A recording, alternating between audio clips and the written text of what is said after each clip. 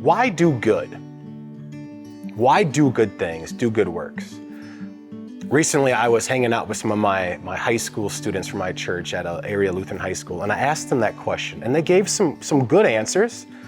They said we should do good because Jesus tells us to. We should do good because it's a way of showing thanks to God. We should do good because it helps other people. And we should do good because, well, it helps us feel good. That's a good thing. And those are all good answers.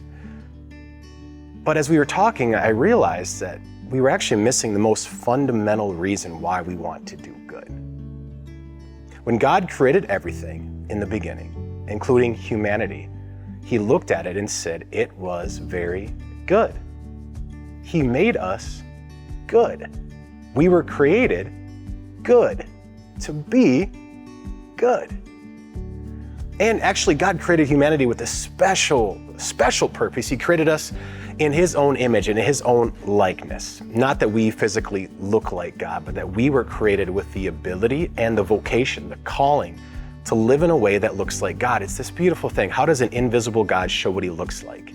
It's by creating people to live in a way that reflects His character, His love, His goodness. He created us to do good, and as we were to take hold of His creation in a good way, we would image Him, show what He looks like. Now, unfortunately, Adam and Eve stopped trusting God, and when you don't trust your creator, you don't live like your creator, and we're all born now into that same rebellion where we don't do good. Scripture says in many places that there's no one who does good. And so we're all stuck in this way where we naturally don't do what we were created to do and don't be what we were created to be.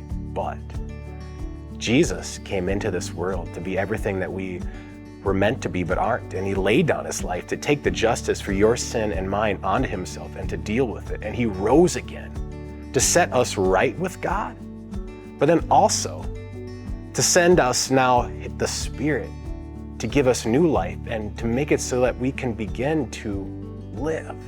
Think about Ephesians chapter 2.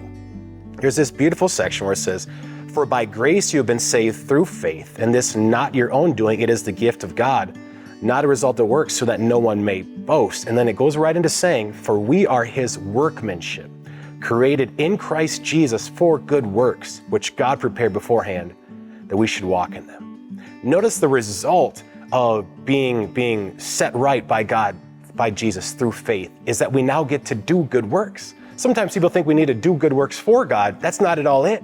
Good works are the gift.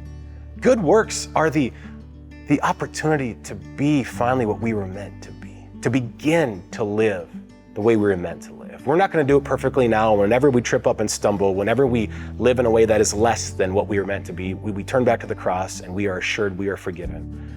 And then we get to step forward in the Spirit, begin to be who we're meant to be, and look forward to that day where we will live with Christ in paradise, or when He returns and sets it all right, when we get to fully be everything we were meant to be. That's why we do good. Today's message was by Pastor Nate Abrahamson. If you found value in today's message, you can support the creation of future devotions. Visit peacedevotions.com/donate.